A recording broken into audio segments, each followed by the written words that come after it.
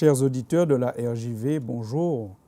Et vous qui nous suivez, quel que soit l'endroit où vous êtes dans le monde, grâce à Internet, nous sommes heureux de pouvoir vous accueillir et nous sommes heureux de savoir que vous pouvez aussi nous accueillir là où vous êtes et que nous puissions partager ensemble un extrait de la parole de Dieu, un thème de la parole de Dieu qui va nous enrichir en ce matin.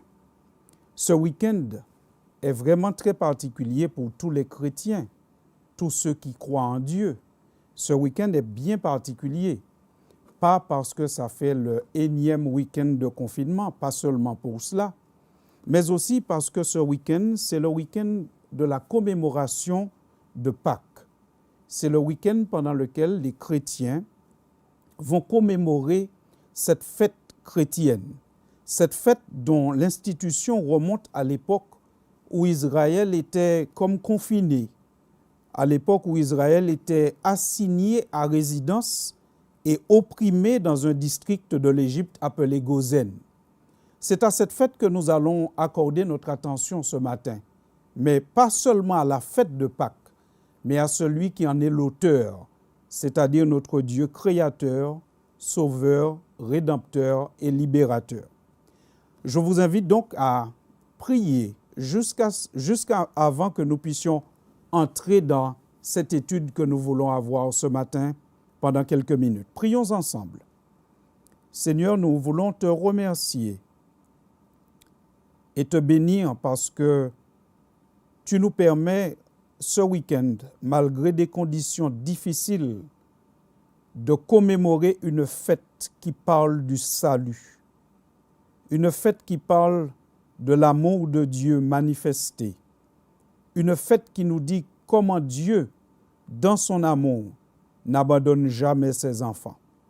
Permets-nous, Seigneur, alors que nous allons ouvrir ta parole, d'être tous guidés par ton esprit, soit pour délivrer cette parole, soit pour la recevoir, la comprendre, l'intégrer et la mettre en pratique. Sois avec nous, Seigneur.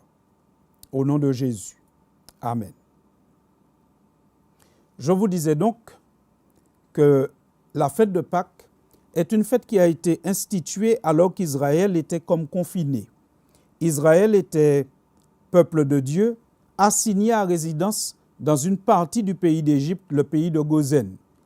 Il ne pouvait pas sortir de cette partie du pays et aller où il voulait. En plus de cela, ils étaient opprimés. Le pharaon de l'époque est un pharaon qui n'avait pas connu, comme dit la Bible, Joseph. Joseph, un Israélite qui avait rendu, de par sa connexion avec Dieu, de grands services à l'Égypte.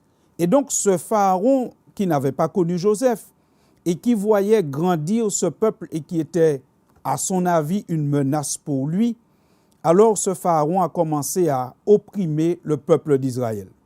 Mais Dieu n'abandonne jamais ses enfants. Et alors qu'Israël est assigné à résidence, Dieu intervient. Il intervient au travers de Moïse, mais il intervient auprès de Pharaon et lui lance un appel pressant. Un appel que nous trouvons dans le livre de l'Exode au chapitre 4 et au verset 23. Le livre de l'Exode est le deuxième livre de la Bible, le livre qui nous raconte justement les péripéties d'Israël, l'instauration de la fête de Pâques et finalement la libération du peuple d'Israël. Nous lisons donc Exode chapitre 4 au verset 23. C'est Dieu qui parle. Il parle à Pharaon et lui dit « Laisse aller mon fils pour qu'il me serve. Si tu refuses de le laisser aller, voici je ferai périr ton fils, ton premier-né. » Le décor est planté. Israël est le fils de Dieu, retenu en captivité par un pharaon. Dieu intervient et il dit « Laisse aller mon peuple. Sinon, si tu ne le laisses pas aller, je ferai périr ton fils, ton premier-né. » C'est le message que Dieu adresse au pharaon de l'époque. Maintenant, comprenons bien une chose. Ce texte indique deux choses. Il indique que Dieu sait et connaît les souffrances de son peuple et ne le laisse jamais tomber. Il indique aussi que Dieu est prêt à s'investir personnellement pour que son peuple soit libéré. Et lorsque nous lisons que Dieu menace Pharaon en lui disant « Si tu ne laisses pas aller mon fils, je ferai mourir ton premier-né », en fait, Dieu est simplement en train de dire à Pharaon « Si tu ne laisses pas aller mon fils, le peuple d'Israël, je vais simplement inverser la vapeur.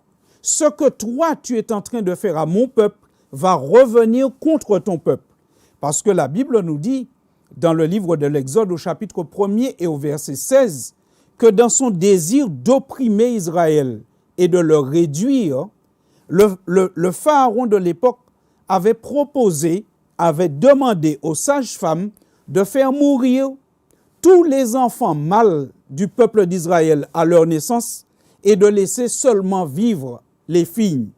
Par conséquent, quand Dieu dit « Je ferai mourir ton premier-né », ce n'est pas une idée qui est venue dans la tête de Dieu. Cette idée est d'abord venue dans la tête de Pharaon et c'est lui qui voulait mettre cette idée en application. Dieu ne fait que protéger son peuple. Et ce que Pharaon avait promis au peuple de Dieu va simplement revenir à Pharaon et à son peuple. Malheureusement, malgré toutes les précautions que Dieu prend, malgré toute l'attention que Dieu accorde à Pharaon et tout le temps qu'il lui donne, eh bien Pharaon refuse. Il refuse d'entendre Dieu et il refuse de laisser aller le peuple de Dieu. Mais à contrario, Dieu, lui aussi, il refuse. Il refuse d'abandonner son peuple parce que Pharaon ne veut pas. Dieu n'abandonne jamais ses enfants. Et alors, dans son grand amour, Dieu va user encore de patience envers Pharaon. Dieu va multiplier le temps pour lui permettre de se repentir et d'obéir à sa demande. Dieu va donc ainsi produire dans le pays d'Égypte 9 plaies. Autant de chances, autant d'occasions pour Pharaon de comprendre l'amour et la détermination du libérateur.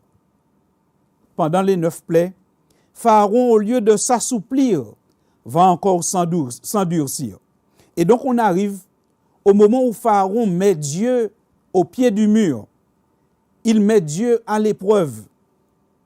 Et Dieu va répondre en lui disant, « Tu sais, je n'abandonne jamais mon peuple, je n'abandonne jamais mes enfants. » Dans ce contexte, Dieu va donc instituer la fête de Pâques.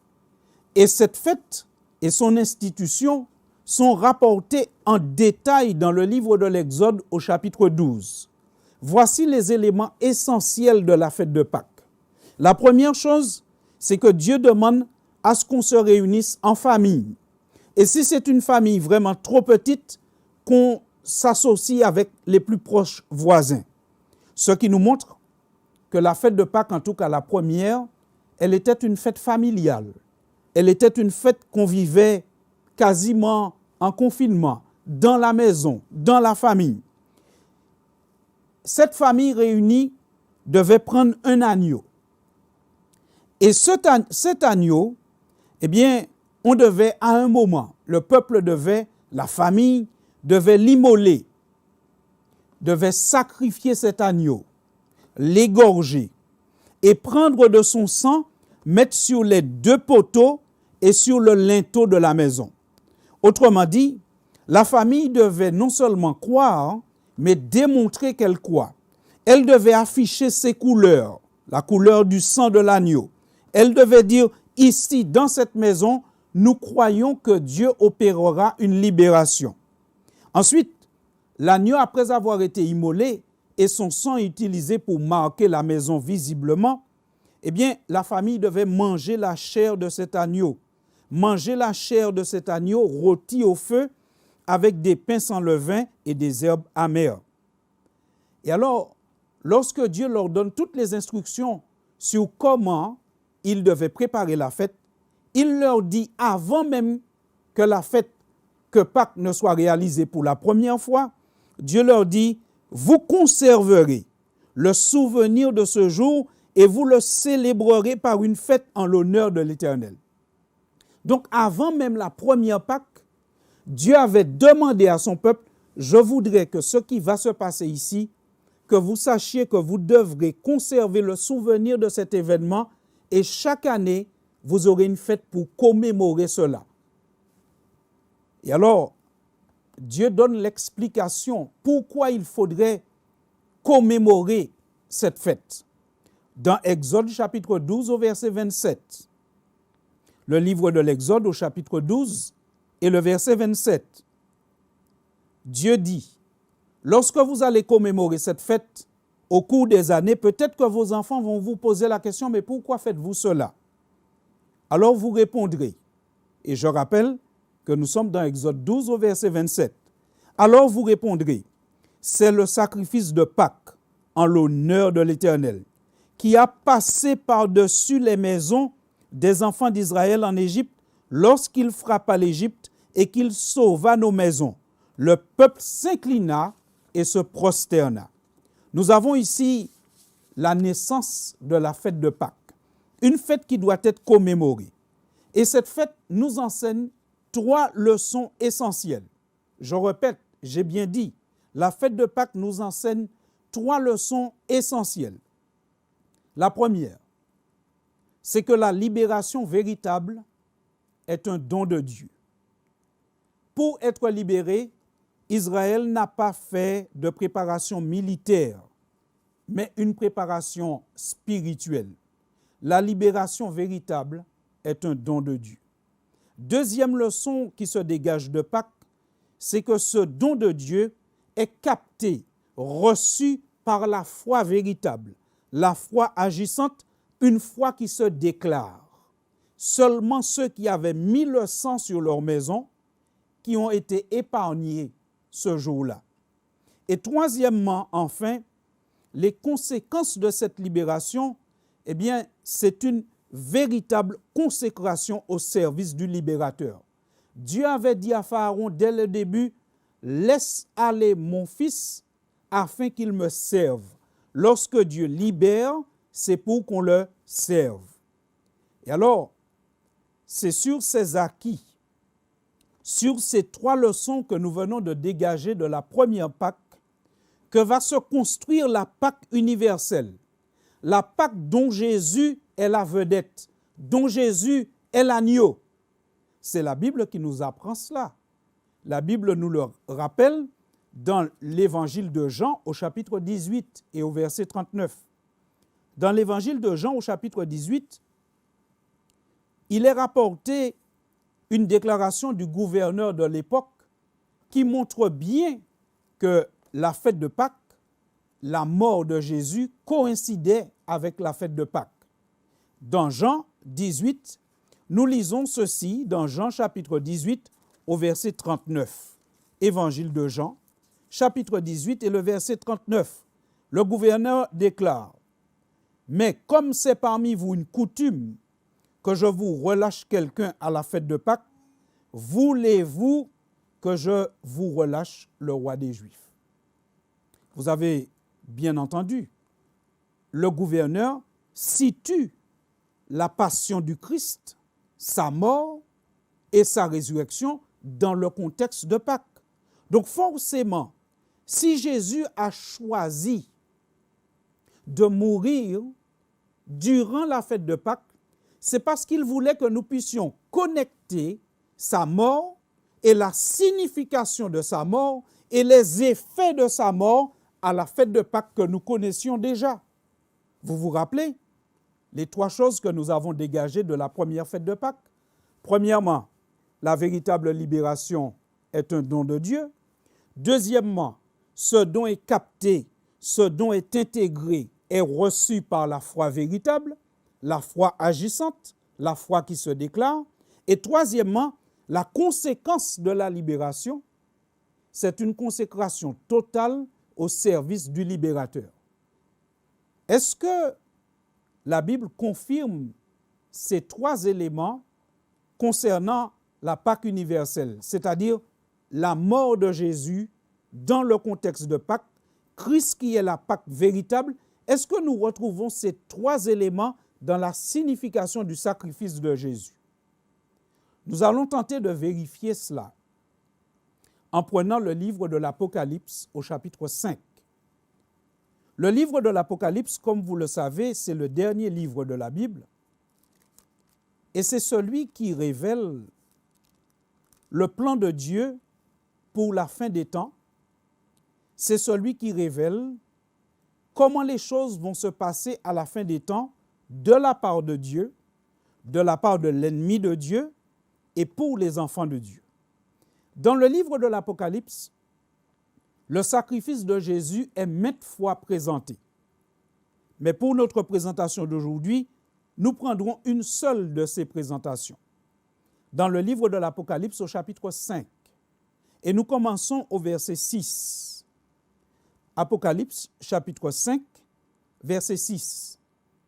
Jean a une vision, Apocalypse 4 et 5, il voit ce qui se passe dans le ciel.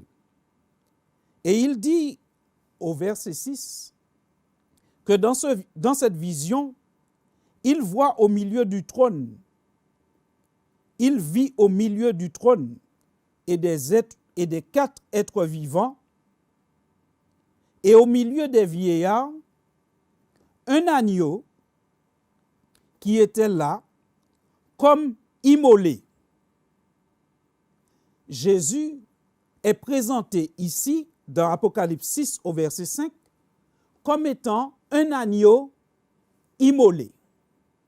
Mais cet agneau immolé est vivant. L'agneau est là comme immolé.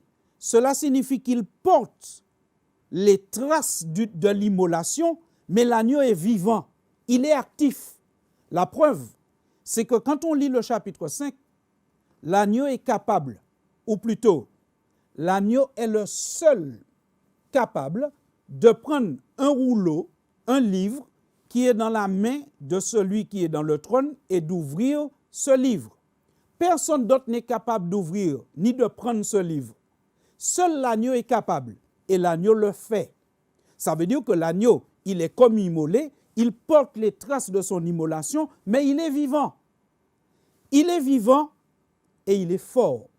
Il est fort parce que le texte d'Apocalypse 5, verset 6 dit que c'est un agneau qui porte des cornes au nombre de 7 et que c'est un agneau qui a des yeux aussi au nombre de 7.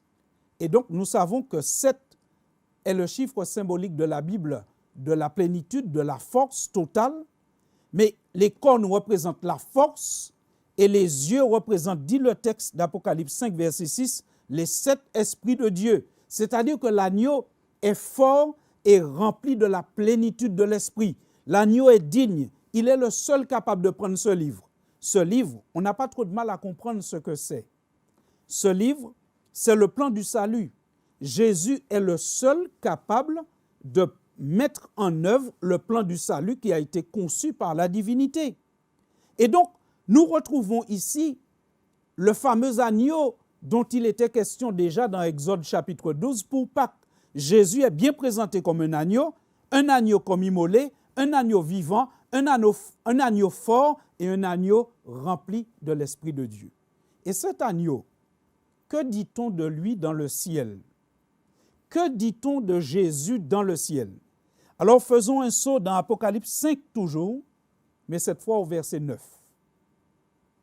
Au verset 9, la Bible dit que ceux qui sont dans le ciel chantent un cantique nouveau. Ils chantent un cantique qui raconte une expérience inédite. C'est pour cela que le cantique est un cantique nouveau, parce que ce cantique raconte quelque chose d'inédit. Tout comme, après la traversée de la mer Rouge, les enfants d'Israël ont chanté un cantique nouveau qui racontait une expérience inédite, la traversée à pied sec de la mer Rouge. Le cantique est nouveau. Le cantique raconte quelque chose d'inédit. Qu'est-ce que le cantique raconte? Voici les paroles du cantique. Apocalypse 5 au verset 9.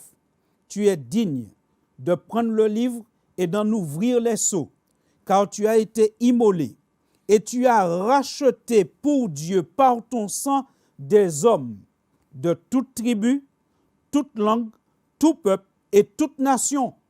Et tu as fait d'eux un royaume et des sacrificateurs pour notre Dieu, et ils régneront sur la terre. Vous voyez ici, dans ce passage, on retrouve tous les éléments de la première Pâque. Premièrement, la libération est un don de Dieu. Deuxièmement, la libération va se capter par la foi. Ce don va être acquis par l'homme par la foi. Et troisièmement, les conséquences de cette libération conduisent à une consécration totale. Regardons bien et vérifions. Nous voyons dans ce passage que Christ, c'est le nouveau Moïse, mais plus grand que Moïse, bien plus grand que Moïse. Parce que si Moïse est le libérateur venu pour les enfants d'Israël, Jésus est le libérateur venu pour les hommes de toute tribu, toute langue et de tout peuple, et pour toutes les nations. Par cela seulement, il est déjà plus grand que Moïse. Il est plus grand que Moïse parce que, rappelez-vous, dans la première fête de Pâques, chaque famille devait prendre un agneau. Ça fait beaucoup d'agneaux sacrifiés. Mais ici, la Bible dit qu'il y a un seul agneau.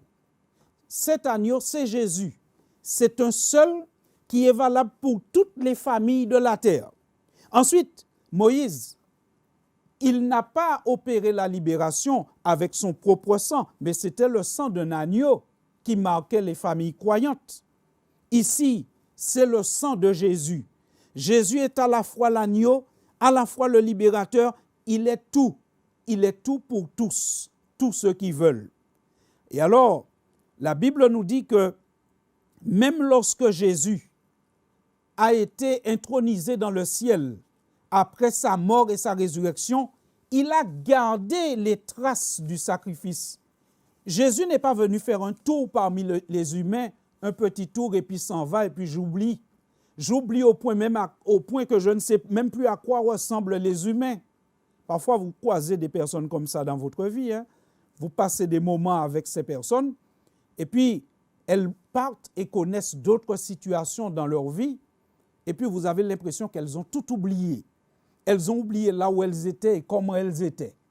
Jésus n'est pas comme ça. Jésus n'est pas venu juste faire un tour parmi les hommes. Parce que même vu dans le ciel, il a gardé les stigmates de la crucifixion. C'est-à-dire, il a gardé les traces de son sacrifice, comme pour tous les jours. Chaque instant, se rappeler pourquoi il était venu mourir et se rappeler ceux qui souffrent sur la terre. C'est ce que la Bible témoigne dans l'évangile de Jean au chapitre 20. Dans Jean 20, versets 27 à 29, la Bible raconte une chose. Elle raconte, quand Jésus est ressuscité, parmi les disciples, il y avait un des apôtres qui était un peu sceptique. Mais il avait de bonnes raisons d'être sceptique. Vous imaginez, on lui a dit que Jésus est mort, il a été enterré, et quelque temps après, on lui dit le Christ est ressuscité. On n'a jamais vu cela. Alors il dit, moi, Thomas, si je ne le vois pas, je ne vais pas y croire. Et alors, Jésus va apparaître à Thomas dans l'évangile de Jean au chapitre 20 au verset 27. Et quand il apparaît à Thomas, il dit à Thomas, avance ici ton doigt et regarde mes mains. Avance aussi ta main et mets-la dans mon côté. Et ne sois pas incrédule, mais crois. Et la Bible poursuit le récit en disant, Thomas lui répondit, mon Seigneur et mon Dieu. Et Jésus lui dit, parce que tu m'as vu, tu as cru. Mais heureux ceux qui n'ont pas vu et qui ont cru. La Bible est en train de nous faire sentir ici qu'après sa résurrection, Jésus a gardé les traces de la crucifixion. Mais il n'est pas qu'un crucifié. Il n'est pas qu'un agneau. Parce qu'en même temps qu'il est vu comme celui qui porte les traces de la crucifixion, Thomas l'appelle mon Seigneur et mon Dieu, et Jésus accepte. Et dans le ciel, le texte que nous avons lu dans Apocalypse 5, versets 9 et 10, Jésus est vu comme un agneau immolé, oui, mais il accepte la louange et l'adoration de tous ceux qui sont dans le ciel. Ce texte est en train de nous faire sentir que Jésus, il s'est fait homme, mais il n'a jamais cessé d'être Dieu. Et même après sa résurrection, il garde cette double nature. Il est en contact avec l'homme et il est tout près du trône, seul capable de manipuler le plan du salut. Oh mes chers amis, Ça, c'est la beauté et la puissance de l'Évangile. Nous avons un sauveur qui n'est pas Moïse. Nous avons un agneau qui n'est pas un animal marchant à quatre pattes. Notre sauveur, c'est Jésus. Il demeure, règne et vit éternellement. Et il est l'agneau de Dieu par excellence qui enlève le péché du monde. Quiconque s'approche de lui obtient le pardon de ses péchés. Alors, ici, nous constatons que Jésus est présenté dans Apocalypse 5, versets 9 et 10, non seulement comme le Sauveur, l'homme qui est venu parmi nous, mais comme étant Dieu. Une autre preuve, c'est que, rappelez-vous ce que nous avons lu, et je vous invite à revenir dans le texte d'Apocalypse 5. La Bible nous dit que par sa mort, par son sacrifice, Jésus-Christ a délivré des hommes du péché. Apocalypse 5, au verset 9. Il a délivré des hommes du péché, il les a rachetés. Et au verset 10, la Bible dit que Jésus a fait d'eux, ceux qui l'acceptent, un royaume et des sacrificateurs pour notre Dieu. Rappelez-vous, mes chers amis, la capacité de faire des sacrificateurs est une prérogative divine uniquement. Il n'y a que Dieu qui puisse faire des sacrificateurs. Ceci est clairement mentionné dans la Bible, dans Hébreux 5 au verset 4. Hébreux chapitre 5 au verset 4. Cherchons ce passage de l'épître de Paul aux Hébreux, au chapitre 5 et au verset 4. Parlant du sacerdoce, voilà ce que la Bible dit dans Hébreux chapitre 5 au verset 4. Nul ne s'attribue cette dignité s'il n'est appelé de Dieu, comme le fut Aaron.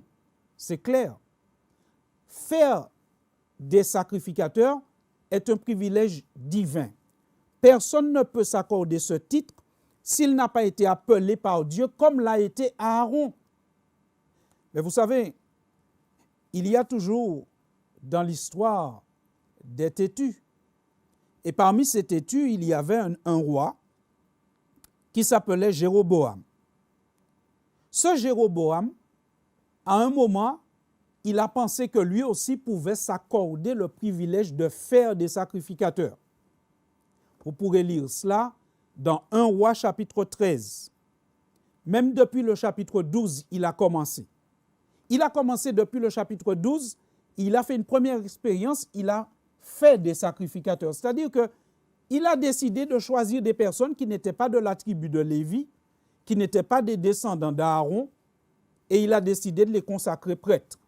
Parce qu'il voulait ouvrir un culte concurrent à celui qui se faisait dans le véritable temple. Lorsqu'il fait ça, bien qu'il soit roi, Dieu lui rappelle de manière très nette, ce privilège n'appartient qu'à la divinité. Vous pourrez le lire dans 1 Roi chapitre 12, verset 31 et suivant. Mais nous pouvons aussi lire 1 Roi chapitre 13, à partir du verset 33 et au verset 34, qui montre bien que le privilège de faire des prêtres, de faire des sacrificateurs, n'appartient qu'à la divinité. Et que lorsque quelqu'un s'arroge ce droit, Dieu n'apprécie pas. Lisons. 1 Roi 13 au verset 33. La Bible dit, après cet événement, Jéroboam ne se détourna point de sa mauvaise voie.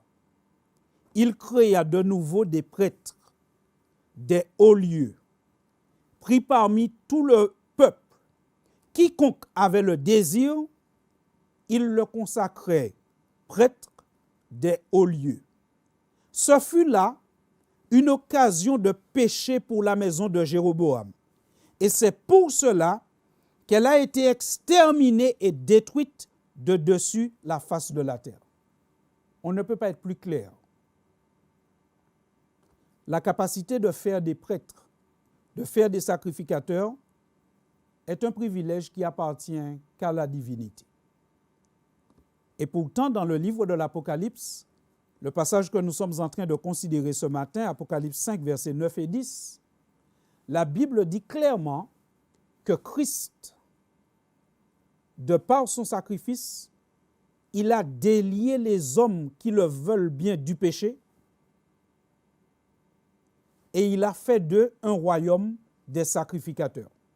Ceci est encore répété dans Apocalypse chapitre 1er, ce qui montre bien que ce titre, cette capacité de pouvoir faire des prêtres, indique que l'agneau pascal, c'est le Fils de Dieu. C'est une personne de la divinité. Jésus a cette autorité qui n'appartient à aucun homme. Et c'est pour cela que cette fête de Pâques est une fête merveilleuse et importante pour les chrétiens. Tous les jours, nous nous rappelons de ce qu'est Dieu, qui il est. Mais à Pâques, ça prend encore une plus grande dimension. À Pâques, nous nous rappelons que Jésus est tout pour nous. Il est sauveur, il est Seigneur. Il est l'agneau comme immolé, mais qui a l'autorité et la puissance divine. Nous nous rappelons que la véritable liberté, la véritable libération est un don de Dieu, don qu'on ne peut capter que par la foi, mais la foi véritable. Et la Bible nous a dit que si Christ, il a la possibilité, la dignité de faire de ceux qu'il rachète des prêtres, des sacrificateurs, il nous appartient maintenant de nous poser comme question pour la dernière partie de notre réflexion, mais qu'est-ce que ça signifie être un sacrificateur? Quand la fête de Pâques dit que Christ a fait de nous des sacrificateurs, qu'est-ce que cela implique? Eh bien, la première chose que cela implique, c'est que le sacrificateur, en tout cas dans la première alliance, il avait le privilège d'une relation particulière, étroite et intime avec Dieu. Le sacrificateur, dans l'ancienne alliance, il était le seul autorisé à rentrer dans certaines parties du sanctuaire et à faire certaines manipulations. Le sacrificateur, à l'époque, dans la première alliance, il pouvait entrer en contact avec Dieu. Et quand la Bible dit que Christ a fait de nous un royaume et des sacrificateurs, cela signifie que Dieu nous a donné à chacun, chaque croyant, un privilège immense. Le privilège de pouvoir entrer directement et personnellement en contact avec Dieu. Nous pouvons confirmer cela en lisant l'épître de Paul aux Éphésiens, au chapitre 2. Lorsque Paul s'adresse aux Éphésiens, au chapitre 2, il leur dit ceci. L'apôtre de Paul s'adresse aux Éphésiens, au chapitre 2, au verset 17. Voilà ce qu'il dit, parlant du ministère de Christ et des conséquences pour les croyants.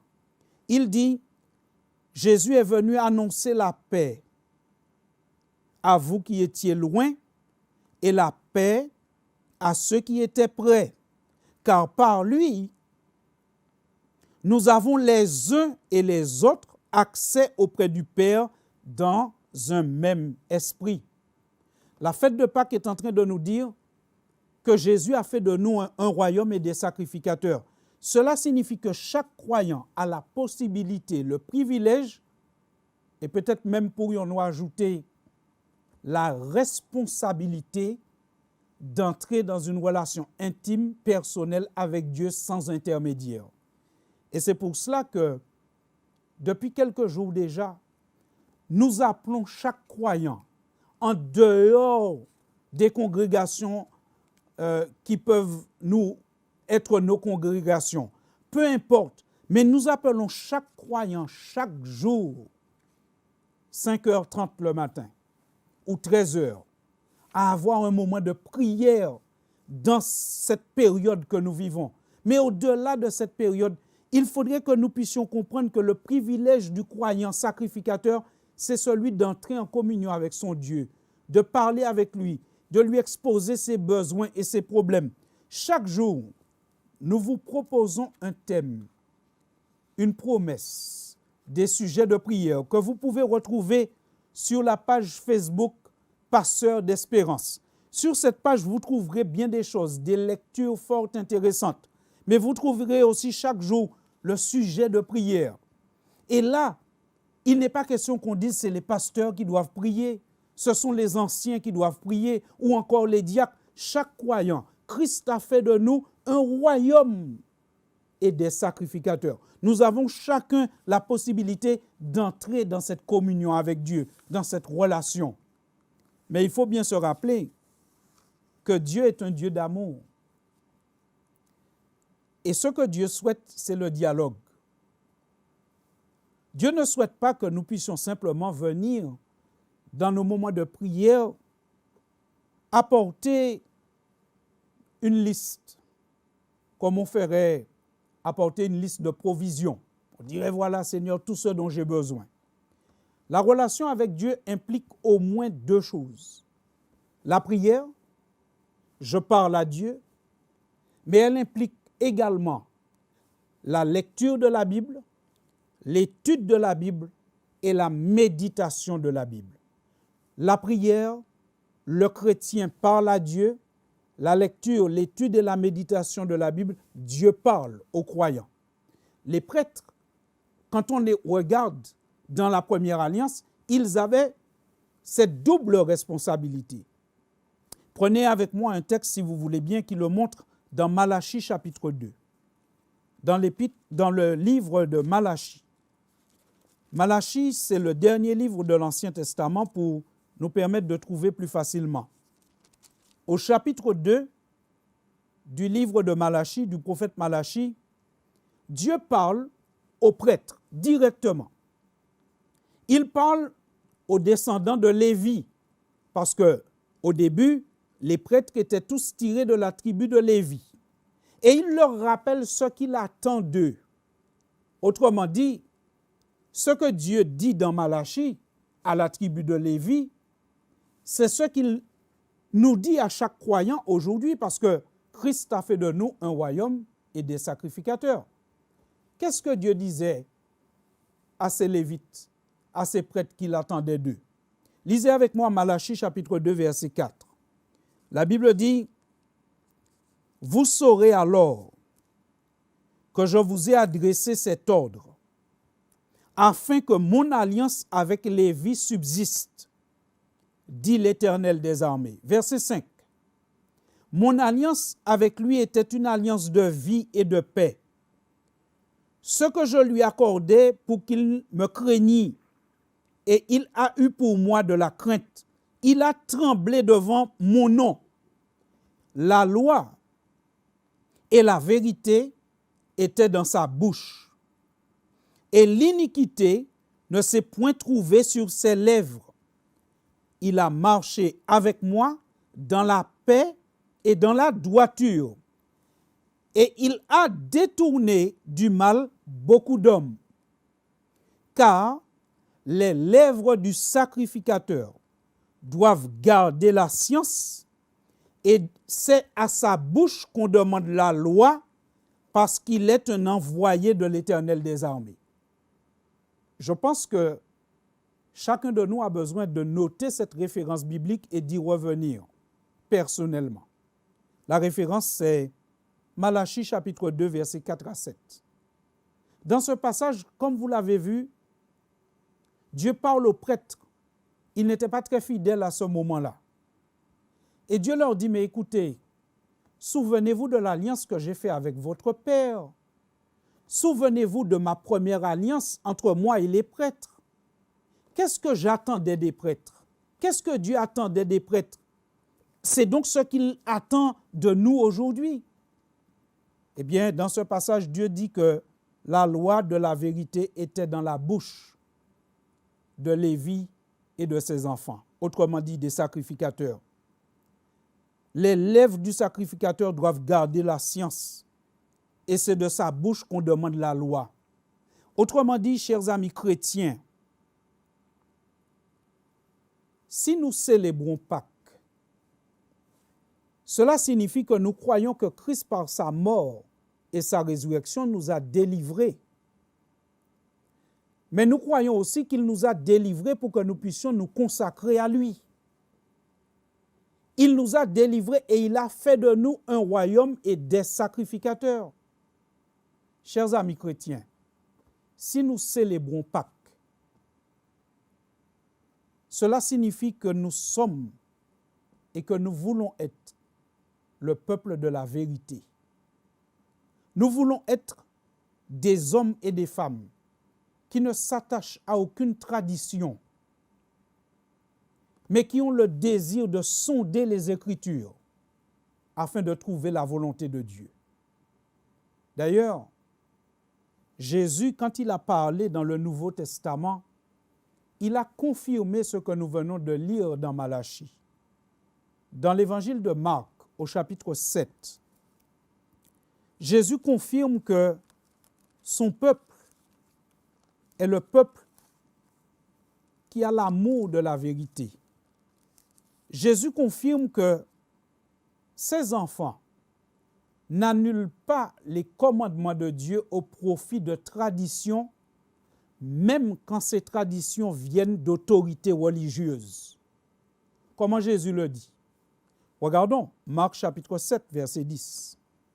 Dans Marc chapitre 7, au verset 10, Jésus parlait, il dit, « Moïse a dit, honore ton père et ta mère, et que celui qui maudira son père ou sa mère sera puni de mort. » Quand Jésus dit ici, Moïse a dit, vous voyez bien qu'il cite un des 10 commandements. Le commandement qui dit, honore ton père et ta mère afin que tes jours se prolongent dans le pays que l'Éternel ton Dieu te donne. Quand il dit Moïse a dit, il est en train de dire simplement, par l'intermédiaire de Moïse, Dieu vous a donné ce commandement qui faisait partie des 10 commandements. Donc nous sommes là ici en présence d'un passage fort intéressant, parce que Jésus prend l'exemple d'un des commandements qui a été donné par Dieu, transmis certes par Moïse, rédigé par Dieu lui-même sur des tables de pierre, mais que Moïse a véhiculé. Et qu'est-ce qu'il reproche dans ce passage? Il dit au verset suivant, verset 11, « Mais vous vous dites, si un homme dit à son père ou à sa mère, ce dont j'aurais pu t'assister est korban, c'est-à-dire une offrande à Dieu. Vous ne le laissez plus rien faire pour son père ou pour sa mère, annulant ainsi la parole de Dieu par votre tradition que vous avez établie, et vous faites beaucoup d'autres choses semblables. » Chers amis chrétiens, c'est le Christ qui parle. C'est le Christ qui parle à tous ses enfants en cette fête de Pâques. Et Jésus nous dit qu'il s'est livré sur la croix pour que chacun de nous soit non seulement sauvé du poids du péché, mais que chacun de nous comprenne qu'il n'est plus n'importe qui ni n'importe quoi. Sauvé, nous sommes un royaume et des sacrificateurs. Et la Bible nous a dit que le sacrificateur, il a le privilège d'une communion étroite avec Dieu. Il présente ses problèmes à Dieu par la prière, mais il écoute le Seigneur. Il recherche la volonté du Seigneur. Et la Bible montre ici, dans Marc chapitre 7, que Jésus condamnait le fait qu'un commandement soit aboli au profit d'une tradition, quand bien même cette tradition était au profit du temple et que cette tradition venait d'autorités religieuses. Chers amis chrétiens, quand cette fête de Pâques, chacun de nous réfléchisse sur sa pratique religieuse, sur son acceptation de la grâce de Dieu manifestée en Jésus-Christ.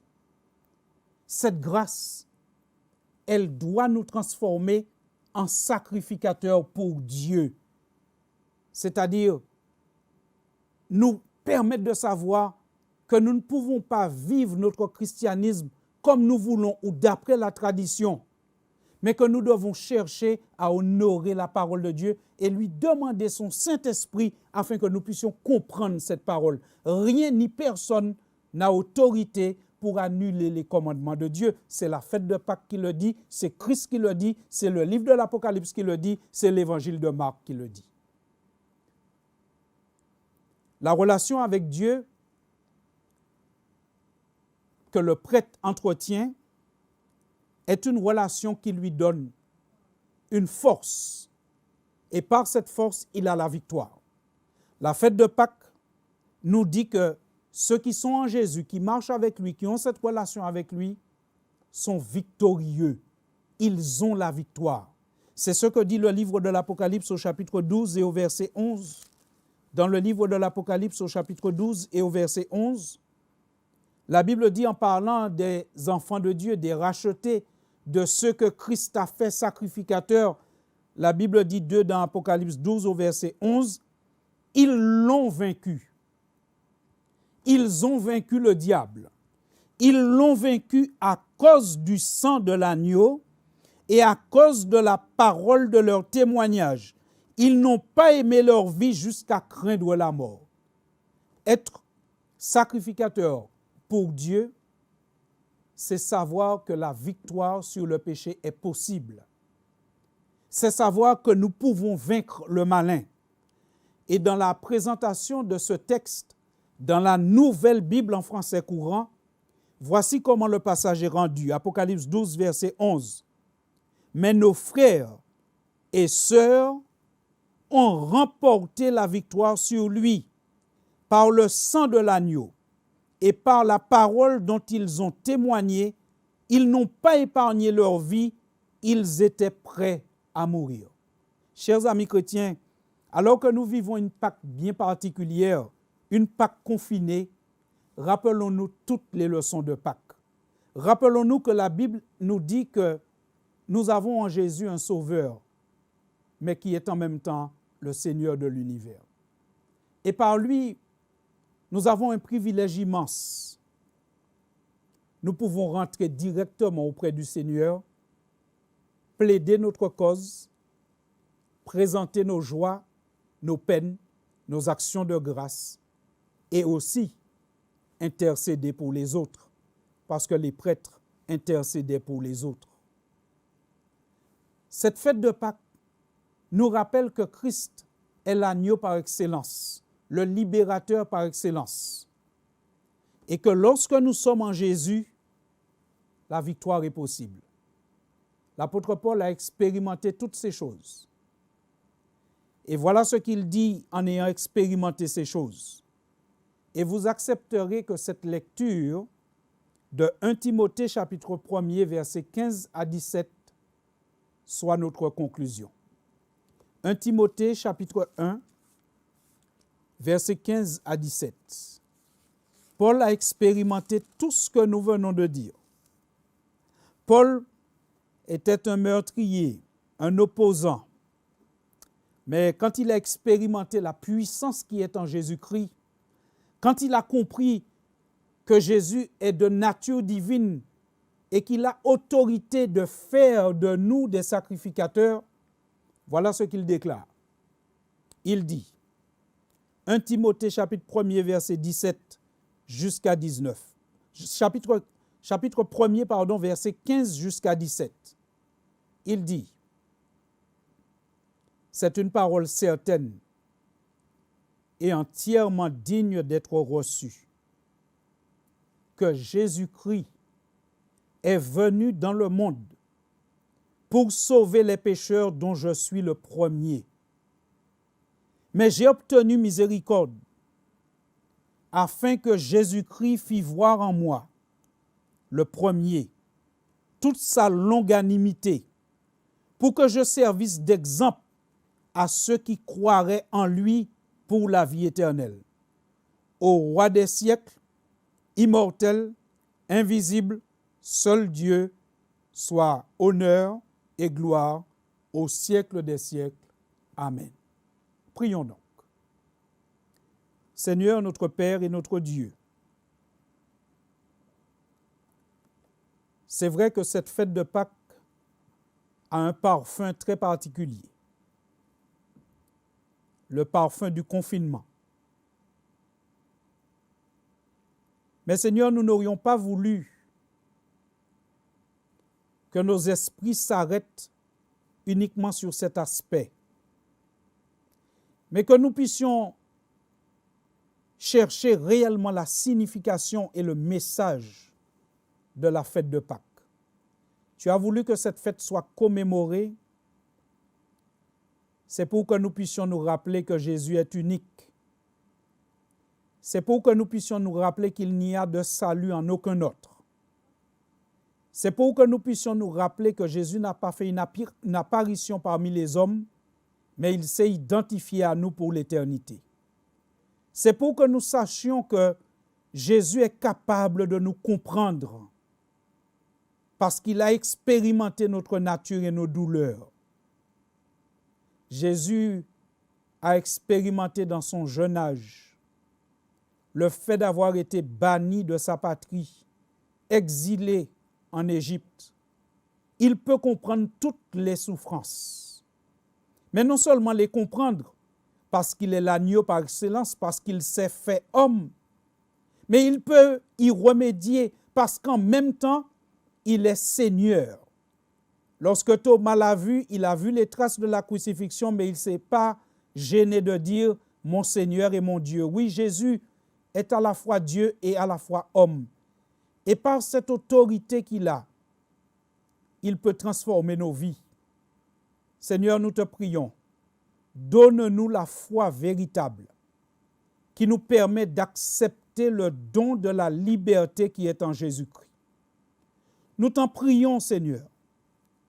Permets que lorsque ce don arrive dans nos vies, la transformation soit complète et que nous soyons sans complexe, que nous sachions que nous sommes un royaume et des sacrificateurs et que nous puissions porter dignement ce privilège que tu nous accordes, ce ministère que tu nous donnes, et que comme cela est attendu des prêtres et des sacrificateurs, que nous puissions entrer en communion avec toi, chercher ta volonté, que l'iniquité ne se trouve jamais dans nos actes et dans nos vies, que la loi de vérité soit ta parole en nous, que nous ne puissions pas vivre d'après des traditions, que nous ne puissions abolir aucun de tes commandements pour une tradition, d'où qu'elle vienne, mais qu'au contraire, que nous puissions dire haut et fort, oui, j'ai été pécheur.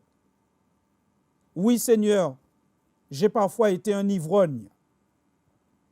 J'ai parfois menti, été indigne, triché.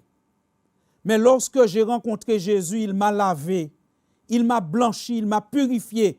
Et il fait voir en moi, comme disait l'apôtre Paul, qu'il est possible à un mécréant d'être transformé par Dieu et de se tenir devant le trône de Dieu comme sacrificateur.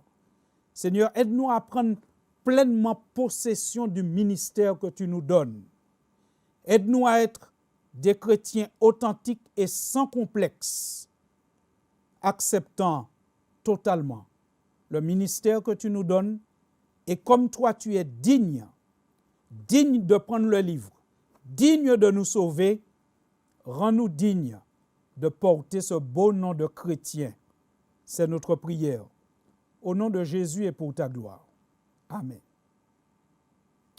Chers amis, que Dieu nous bénisse chacun. Et surtout ce que je vous souhaite, poursuivons chacun la méditation de la parole de Dieu. Approfondissez ce thème. Laissez le Saint-Esprit vous conduire. À très bientôt. Que Dieu nous bénisse.